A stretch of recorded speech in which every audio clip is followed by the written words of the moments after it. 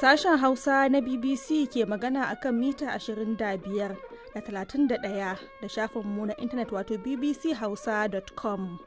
Masu sauraro Assalamu alaikum, Aisha Aliyu Ja'far ke fatan kun sha ruwa lafiya a cikin shirinmu na karfe 8:30 a agogon Najeriya da Nijar, wato 7:30 kenan a agogon GMT da Ghana.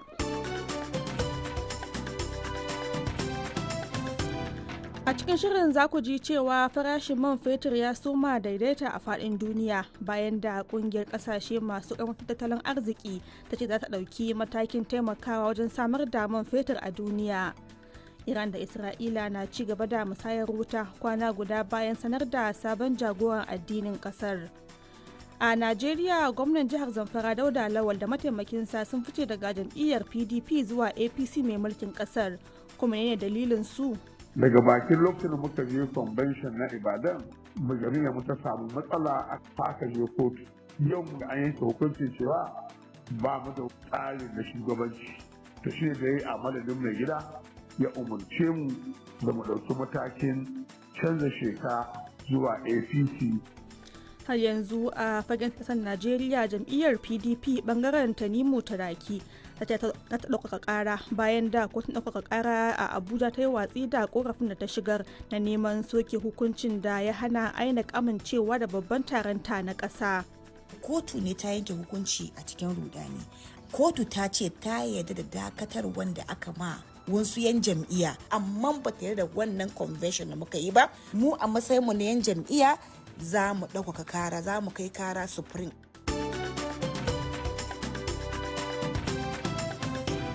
To akwai kuma wasu rahotannin, amma sai na fara da karanto labaran duniya. Ministocin kuɗi na ƙungiyar ƙasashe masu ƙarfin tattalin arziki ta G7 sun ce a shirye suke su ɗauki matakan tallafawa ɓangaren samar da makamashi a duniya bayan wani taro da suka gudanar da nufin tattauna rugujewar tattalin arziki da yakin Amurka da Isra'ila da Iran ya haifar. Daily consumption around the world is around 100 million barrels of oil.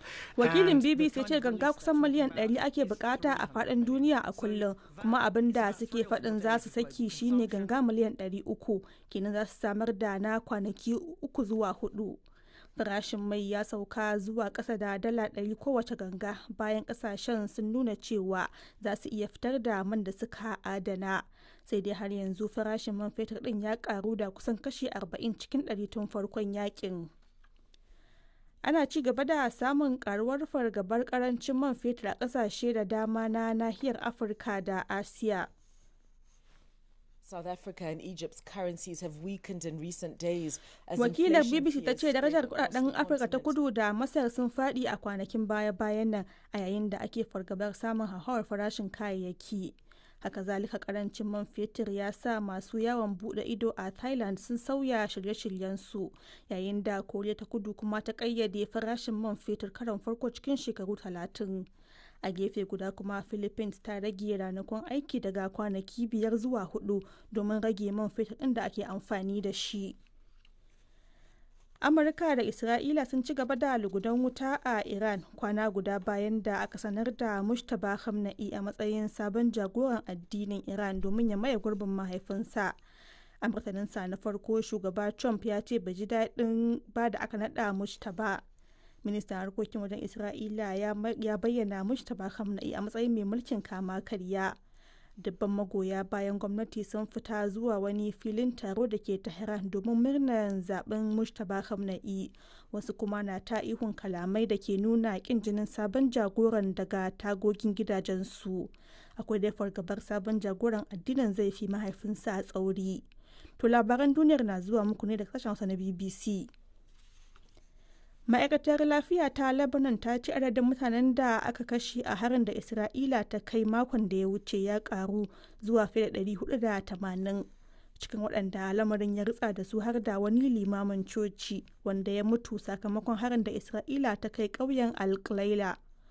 Isra'ila ta ce ta kai hari ne kan 'yan Hezbollah bayan da ƙungiyar mai samun goyon bayan Iran ta ƙaddamar da hari kan Isra'ila bayan kisan Ali Khamenei. bayan wata tattaunawa da shugabannin Lebanon. Babbar jami'ar diflomasiyyar kungiyar tarayyar Turai Kaja Kallas ta ce har-haren da Isra'ila ke kaiwa na ci gaba da wargaza yankin gabas ta tsakiya. Sashen harkokin shari'a na Amurka ya gabatar da mutum biyu a kotu bisa zargin su da yunkurin tayar da bam a lokacin wata zanga-zanga a birnin New York. Ana zargin su ne da jefa abin fashewa kan masu zanga-zangar adawa da musulunci a kusa da gidan magajin gari musulmi na farko na New York Zohar Mamdani. Hukumomi sun ce ba dan an dakile yunkurin ba, abin fashewar zai iya janyo mutuwar mutane da dama da raunata wasu. To ƙarshen labaran duniyar kenan.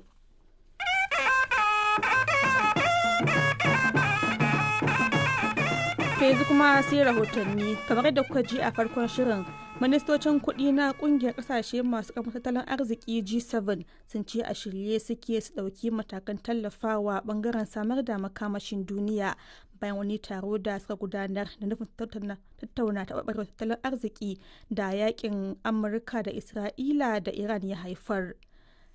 Ga rahoton Khalifa Shehu Dokaji. Ana ci gaba da bayyana damuwa kan tasirin da yakin da ake tsakanin Amurka da Iran da Isra'ila ke yi kan tattalin arzikin duniya, wanda ya kasance silar tashin kasuwannin hannun jari a yankin Asiya da Amurka da Turai. Kasuwar hannun jari ta Spaniya ta IBEX ta yi ƙasa da kashi 3 cikin 100, yayin da kasuwar hannun jari ta Jamus wato DAX ita ma ta yi ƙasa da kashi 2.5 cikin 100. A yankin Asiya kuwa farashin hannun jari a Japan shi ma ya yi ƙasa da kashi 5 cikin 100, yayin da kuma farashin man fetur ke ci gaba da tashi a ƙasashen Afirka masu yawa, inda yanzu ake siyar da litar man fetur a Zimbabwe kusan $2.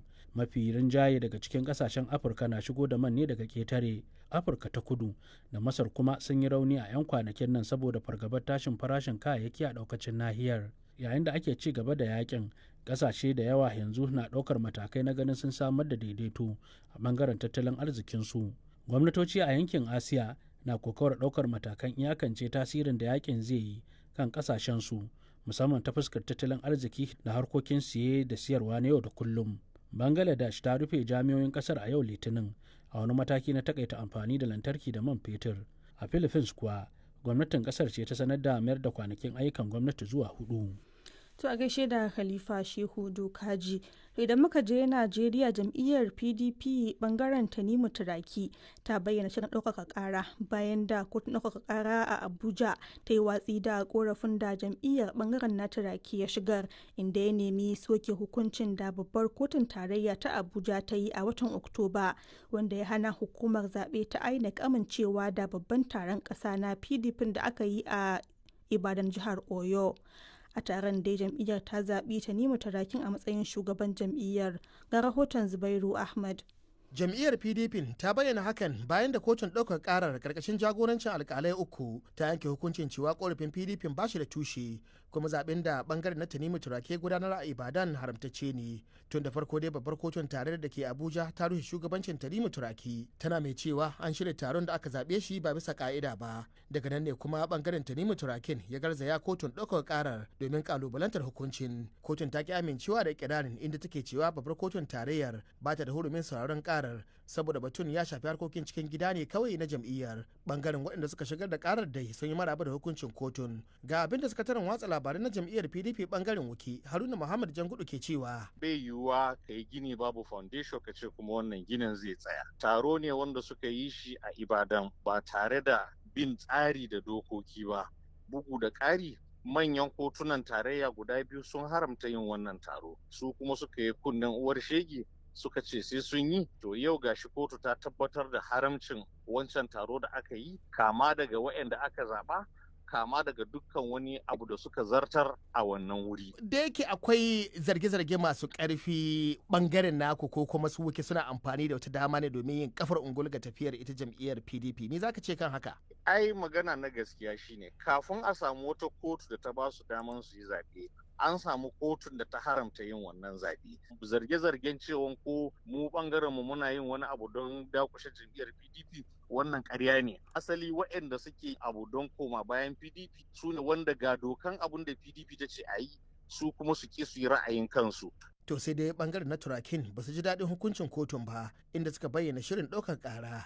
Farida Umar ita ce mataimakiyar kakakin jam'iyyar PDP a bangaren Tanimu Turaki a Najeriya. Kotu ne ta yanke hukunci a cikin rudani.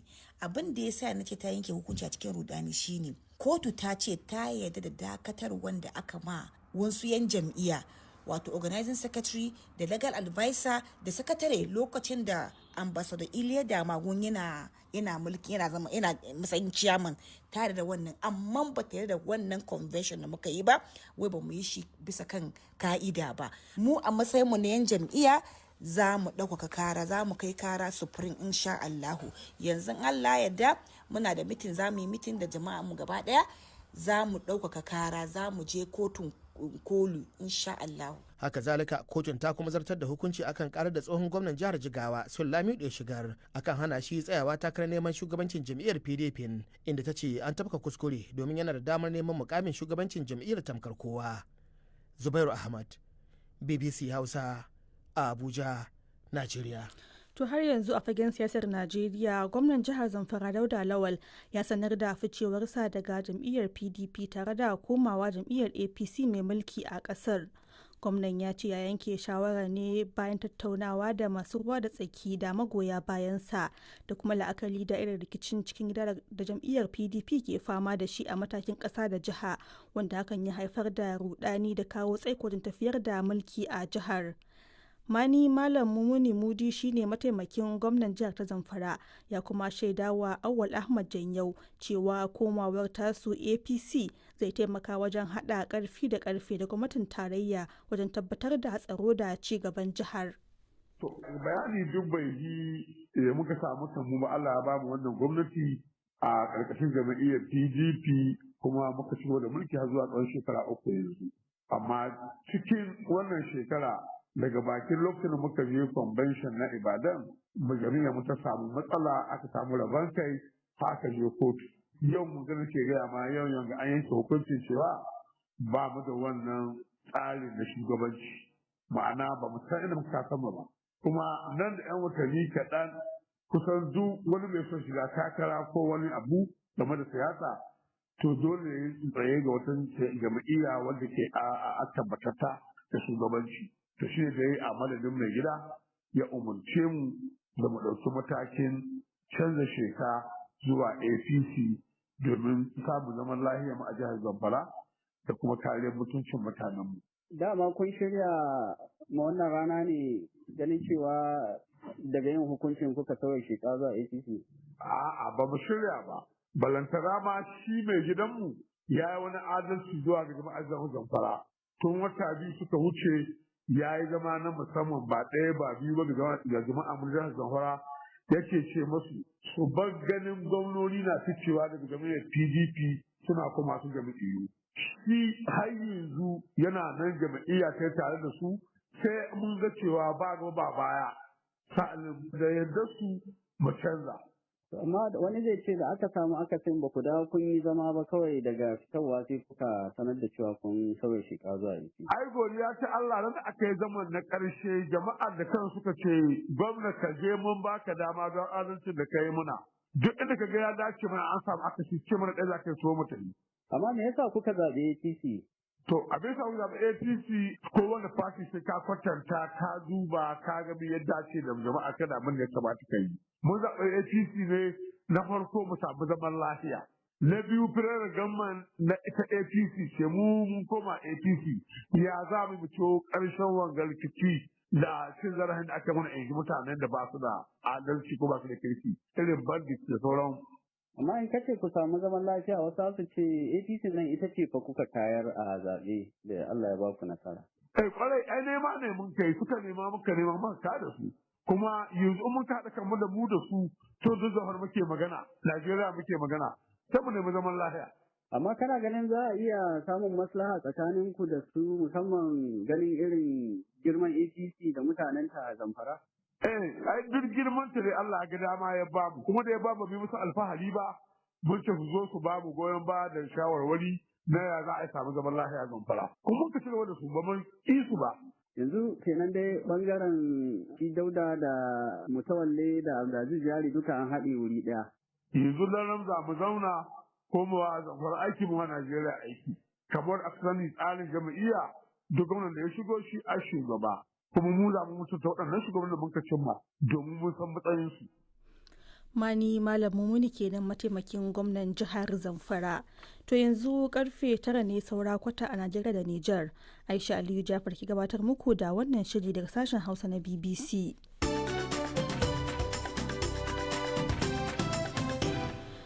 'Yan Najeriya mazauna Mozambique sun shaidawa BBC cewa an kama 'yan uwansu tare da tsare su ba bisa ka'ida ba bayan wani samaman da 'yan sanda suka kai a wata kasuwa da ke Maputo babban birnin kasar. Rahotanni sun ce an kama mutanen ne a wata kasuwa inda ake sayar da kayayyakin gyaran motoci. Hukumar kula da 'yan Najeriya mazauna kasashen waje ta yi kira da a gaggauta sakin 'yan Najeriya 44 da ake tsare da su a kasar. Ga fasarar rahoton Makoci Okafo. A wata sanarwa da ta fitar a ranar Lahadi, shugabar hukumar 'yan Najeriya mazauna kasashen waje a bike Dabiri Erewa ta bayyana kamen a matsayin abin takaici, inda ta kara da cewa 'yan Najeriya ne kadai ake zargin cewa an ware don a kama su. Shugaban kungiyar 'yan Najeriya mazauna Mozambique Uchenna Nwafo ya shaida wa BBC cewa an kama mutanen ne a ranar 28 ga watan Fabrairu. Ya kara da cewa an tsare mutanen ne ba tare da an gurfanar da su kan wata tuhuma ba, inda ya ce hakan ya saba wa doka. Mr. Nwafo ya ce tun farko dai 'yan sanda ne ke tsare da 'yan Najeriya, amma tuni dai aka aika da su gidan yarin Lingamo da ke Matola, wani gari da ke kusa da Maputo. Ya ce an san cewa ana sayar da kayayyakin sata a wasu sassan kasuwar kayayyakin motocin, sai dai ya dage kan cewa babu ɗaya daga cikin 'yan Najeriya da aka tsare da ke da hannu a irin waɗannan ayyukan. Iyalan waɗanda aka tsare dai sun ce sun sha wahala wajen tuntuɓar 'yan uwansu. A wata sanarwa da ta fitar jiya Lahadi, hukumar 'yan Najeriya mazauna kasashen waje wato NIDCOM ta ce waɗanda ake tsare da su sun kasance masu rike da takardun izinin zama a ƙasar, kuma ta yi kirarin cewa babban mai shigar da ƙara na Mozambique ba shi da masani akan wani laifi da ake tuhumar su da aikatawa. Hukumar ta kuma yi zargin cewa an lakaɗawa wasu daga cikin su duka tare da kwashe musu kayan su. Ta kuma ce a cikin waɗanda ake tsare da su akwai marasa lafiya da ke buƙatar kula ta musamman. BBC dai ta tuntuɓi hukumomin Mozambique domin jin ta bakin su, amma dai zuwa yanzu ba su ce komai kan batun ba. To a gaishe da Ibrahim Yusuf Muhammad da fasarar rahoton Makoci Okafo. To ministan tsaron Najeriya Janar Christopher Musa mai ritaya ya ce